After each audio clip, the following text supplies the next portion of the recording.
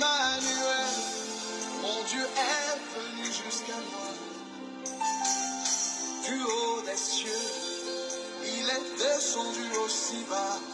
Aussi bas. Du haut des cieux, il est descendu jusqu'à moi. Jusqu'à moi. Quel est cet amour? Jusqu'à moi. Quel est cet amour?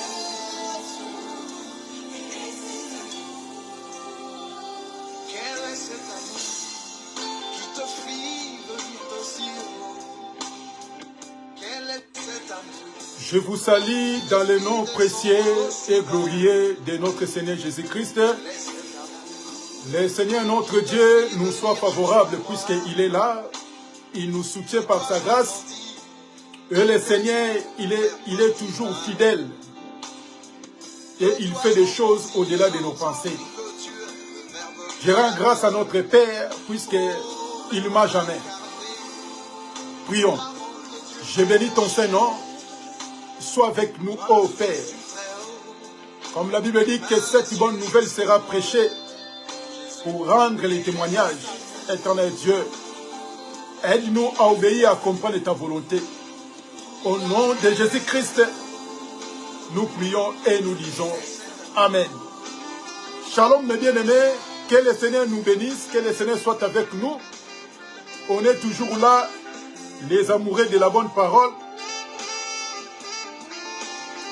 Par la grâce de Dieu, on va continuer toujours notre un grand thème qu'on avait donné sur la Pâque des Juifs.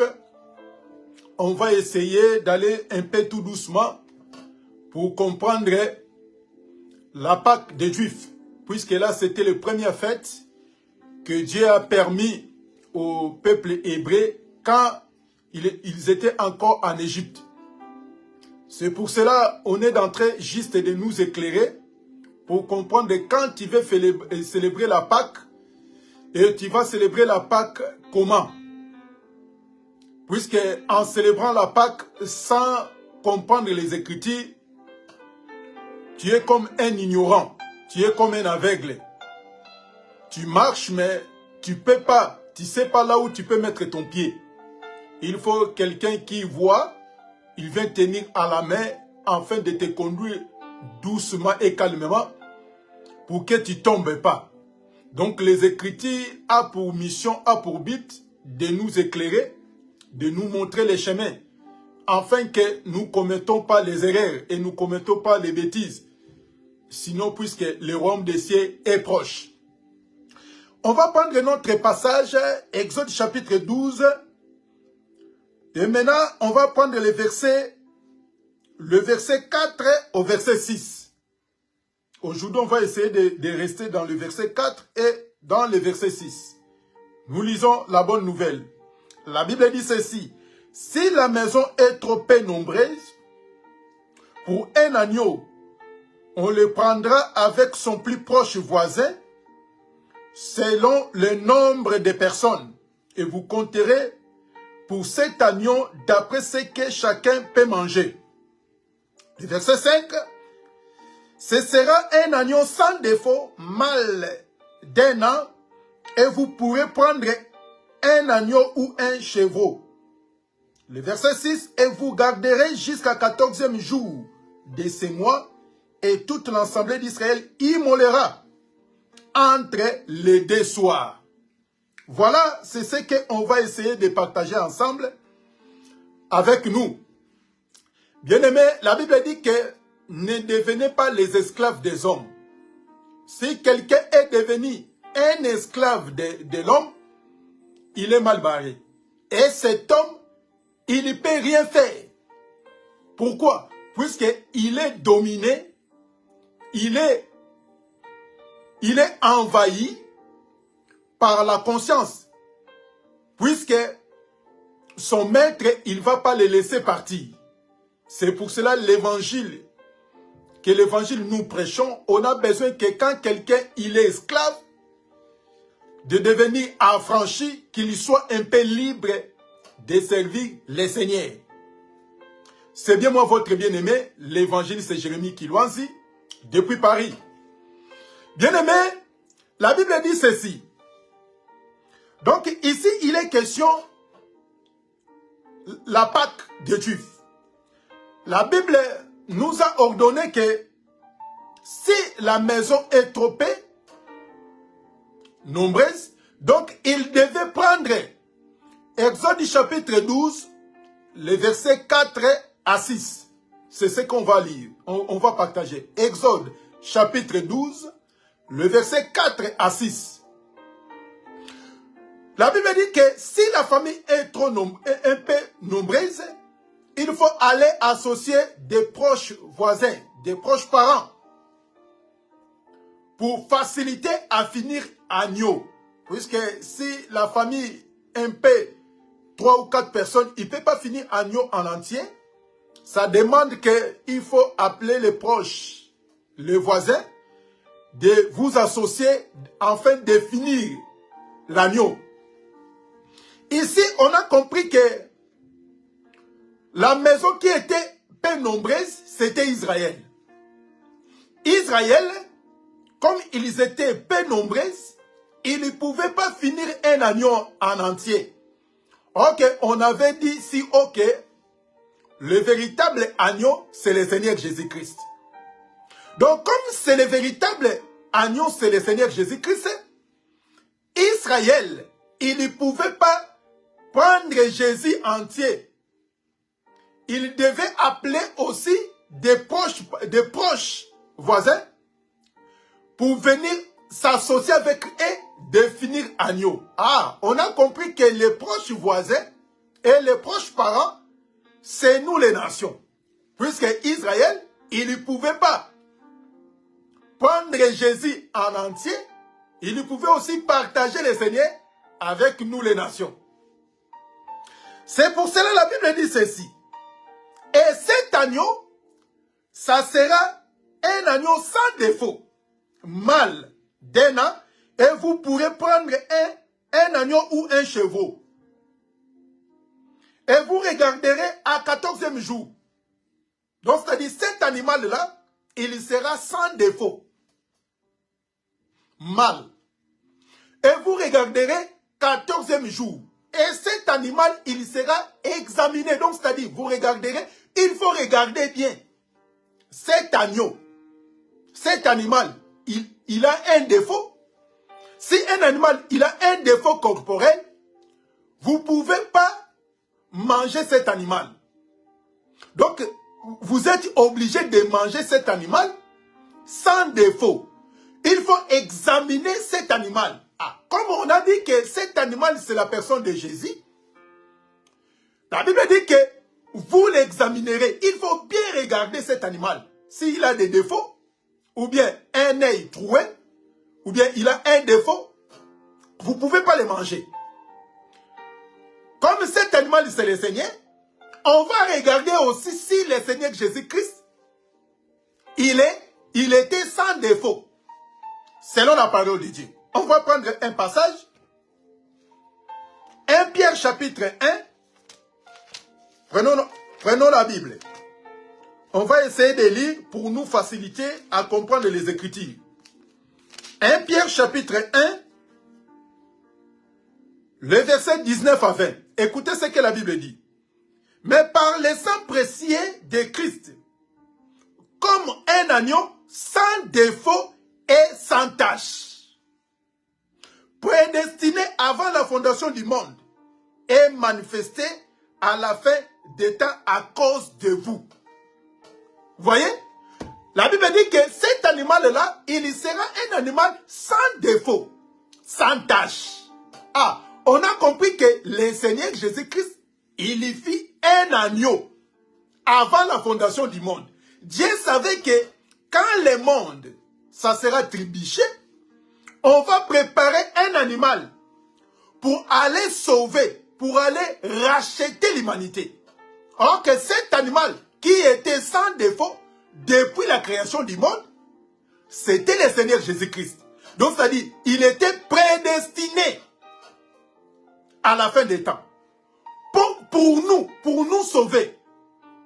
C'est Jésus-Christ. C'est pour cela les Juifs, ils pouvaient. Donc, c'est-à-dire, cet animal que les Juifs mangeaient, c'était un animal physique.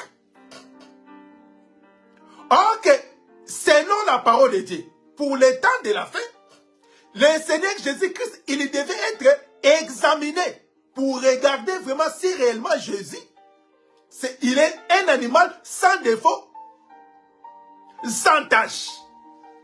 Il va faire quoi? Il va maintenant ramener le Seigneur Jésus-Christ. Puisque les psaumes, les lois et les prophètes, ils ont regardé le Seigneur Jésus-Christ, ils ont trouvé aucun défaut. Puisque selon Ésaïe chapitre 53, la Bible dit que le Seigneur Jésus-Christ est comme un animal sans défaut. Donc c'est lui le Seigneur Jésus-Christ que les Juifs, ils devaient manger. Donc c'est-à-dire notre Pâques, comme la Bible dit que selon 1 Corinthiens chapitre 5, le verset 6 à 7, la Bible dit que notre Pâques a été immolé. Ah, donc c'est-à-dire c'est le Seigneur Jésus-Christ qui est notre Pâques. Notre façon de célébrer la Pâques, ce n'est pas comme Israël, ils ont célébré. Mais nous, notre Pâques, comme c'est le Seigneur, il sera examiné réellement. Il va être examiné à Anne. Après Anne, il va aller chez Caïphe. Après Caïphe, il va aller chez Pilate pour examiner réellement que cet homme, selon la parole de Dieu, comme la Bible dit qu'il est agneau, alors que cet animal, pour être égorgé, il faut qu'il soit un animal sans tache, sans défaut. Écoutez ce que la Bible dit. On va prendre toujours la Bible. On va prendre, selon la parole de Dieu, on va prendre Matthieu. On va prendre d'abord Luc. Soufflez avec moi. On cherche les passages. Luc chapitre. On va prendre plutôt Jean. Excusez-moi. Jean chapitre 18. Jean chapitre 18.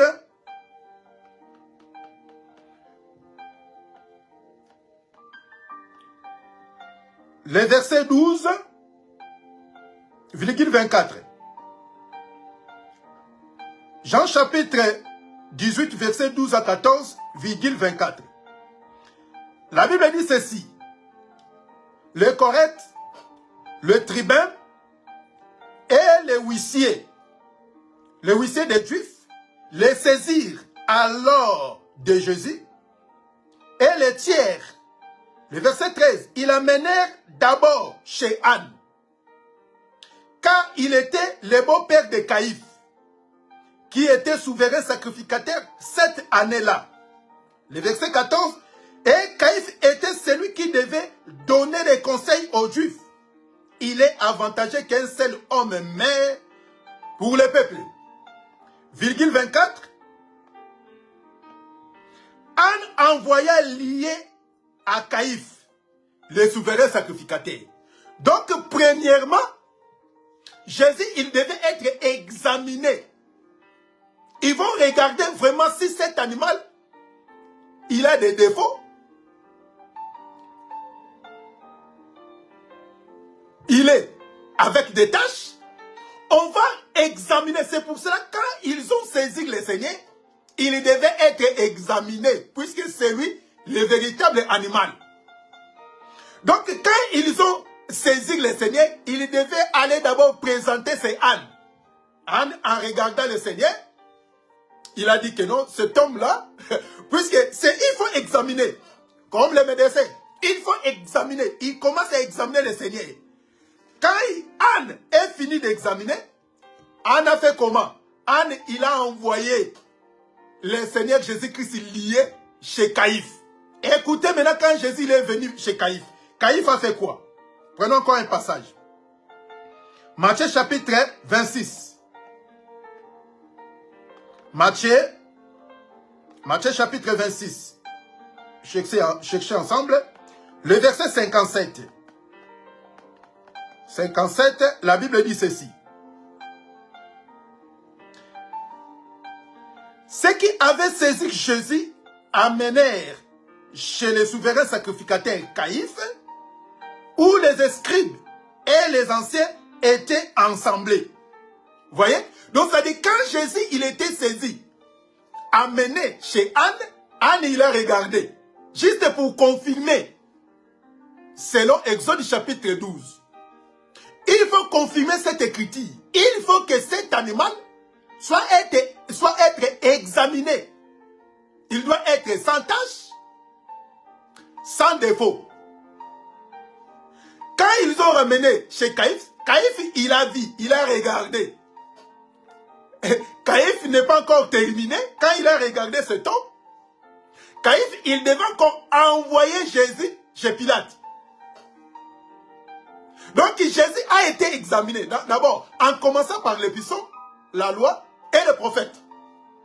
Quand la loi et le prophète et l'épisode, ils ont vu que le Seigneur, il n'a ni défaut, sans tâche. Maintenant, il va confirmer chez Anne,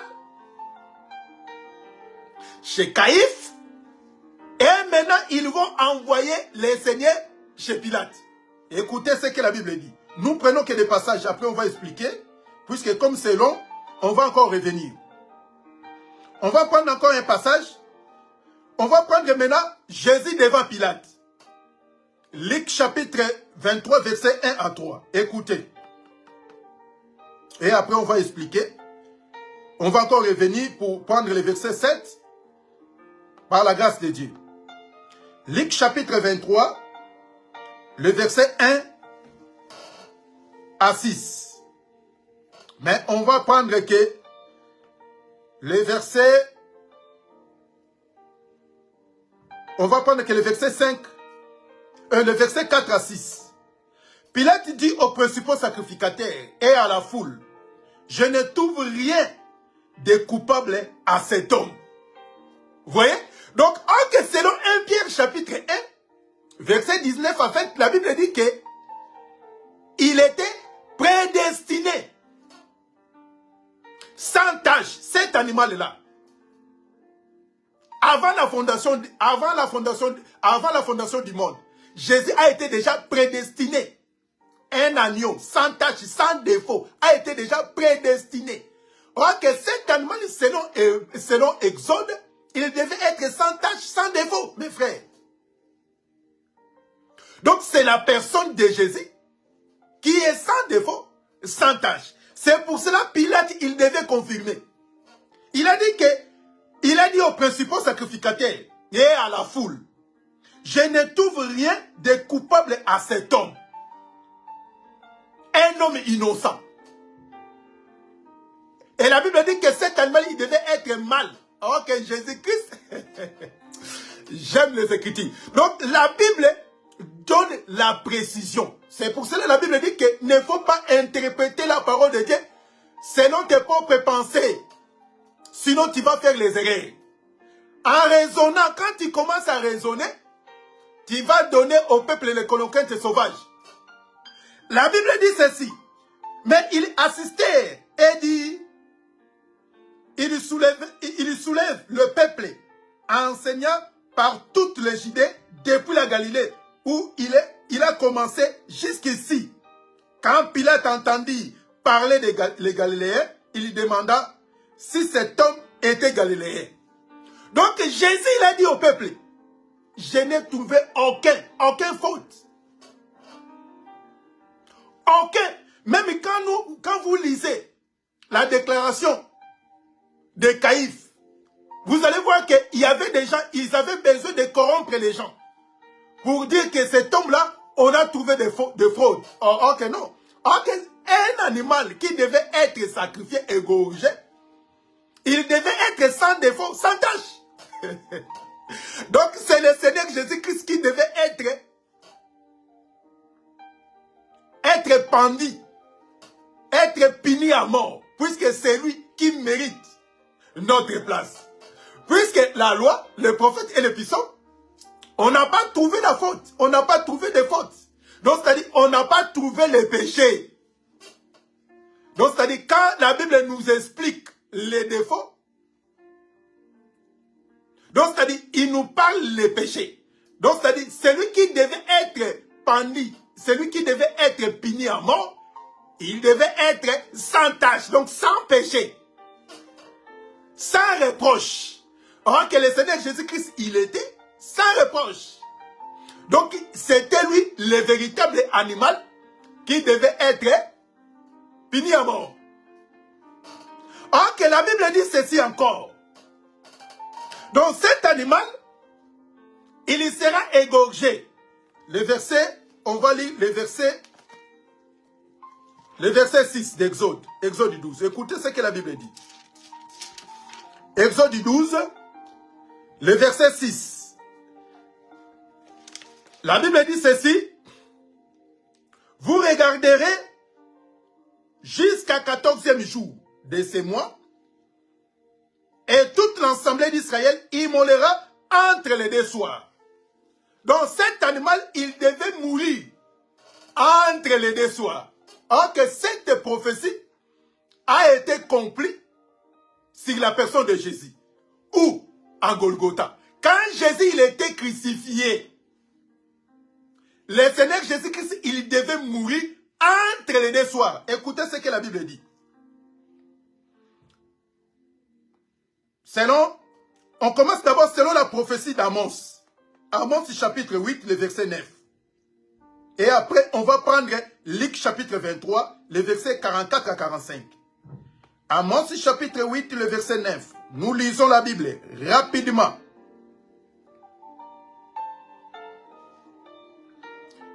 La Bible dit ceci. Amos chapitre 8. Écoutez, excusez-moi. Amos chapitre 8, le verset 9.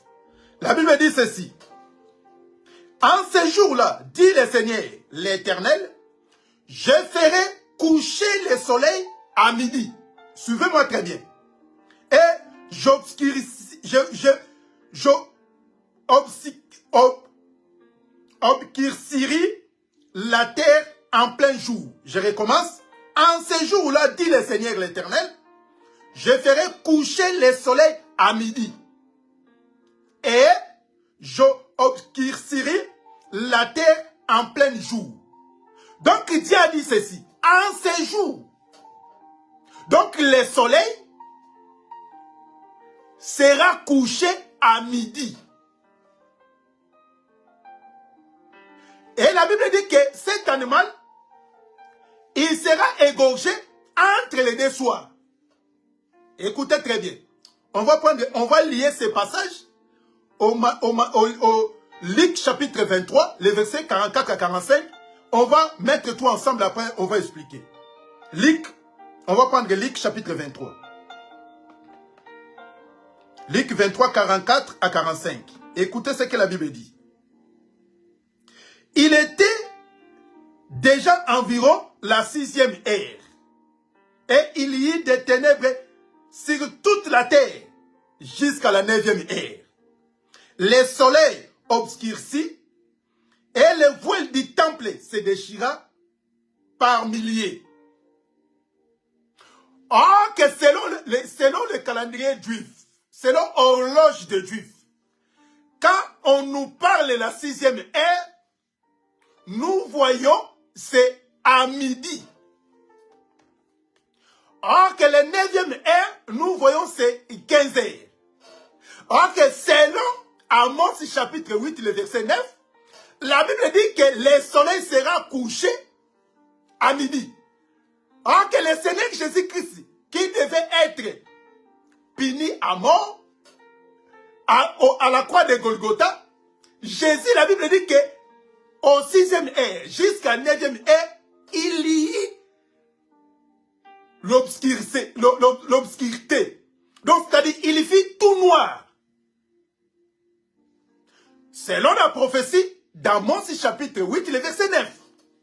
Donc, à midi. Donc, c'est-à-dire, le 6e heure correspond à midi. Donc, que cet animal, il devait être mangé, égorgé, entre les deux soirs. Le Seigneur est merveilleux. C'est pour cela, quand nous lisons les Écritures, comme la Bible dit que vous sondez les Écritures, pensez avoir la vie en elle. Or que c'est elle qui rend témoignage de qui? De notre Seigneur Jésus. Donc, c'est-à-dire, quand la Bible nous parle sur la Pâque, il nous parle de la personne de Jésus. Ok, si la personne n'est pas repentie, née de nouveau, il ne peut pas célébrer la Pâque. Et nous voyons à ce jour, à nos jours, et même les païens, ils viennent, ils célèbrent la Pâque. On va revenir pour essayer encore d'expliquer, pour aller un peu plus loin. Donc ici, on est en train d'expliquer le verset 4 au verset 6. Puisque la semaine prochaine, on va revenir pour essayer d'expliquer le verset 7 jusqu'à le verset 8. Donc, c'est-à-dire, ici, il est question de notre Seigneur Jésus-Christ. Le Seigneur Jésus-Christ a été examiné. Et ils ont trouvé qu'en lui, il n'y a aucun défaut, aucune fraude. Donc, celui qui mérite d'être pendu, d'être tué, égorgé entre les deux soirs, c'est la personne du Seigneur Jésus-Christ. C'est pour cela qu'il y a soir, il y a nuit, entre 6e heure et 9e heure. Donc, c'est-à-dire entre midi et 15 heures. Pour accomplir Amos chapitre 8, le verset 9. Et pour rejoindre encore Exode chapitre 12, le verset 6. Donc cet animal, il devait égorger entre les deux soirs. C'est la personne de notre Seigneur Jésus-Christ. En un mot, on avait besoin de nous expliquer que c'est le Seigneur Jésus-Christ qui est le véritable agneau, qui devait être pendu, puni à mort, pour nous sauver. Puisque cet animal-là a remplacé le peuple hébreu. Quand l'exterminateur, il va passer, puisque comme toi, tu as mangé l'agneau, tu seras épargné. Maintenant, en évitant même les païens, quand vous voyez les fêtes de l'Éternel, en commençant à ramener aussi les païens, à célébrer cette fête, il faut faire attention. Il faut poser des questions. Quelle est cette fête? Puisque les véritables fêtes de Dieu ne peuvent jamais associer les païens. De venir manger des cuisses de poulet. Là, puisque la Pâque, c'est la rédemption. C'est la rédemption. Le Seigneur a accepté de mourir pour nous. Et pourquoi on va faire des fêtes? Pourquoi on va faire des concerts? Hein, mes bien-aimés? Pourquoi célébrer les fêtes de Pâques dans notre façon? Pourquoi? Il faut baser d'abord dans les Écritures. Dans Corinthiens chapitre 5, on va arrêter là. La Bible dit ceci.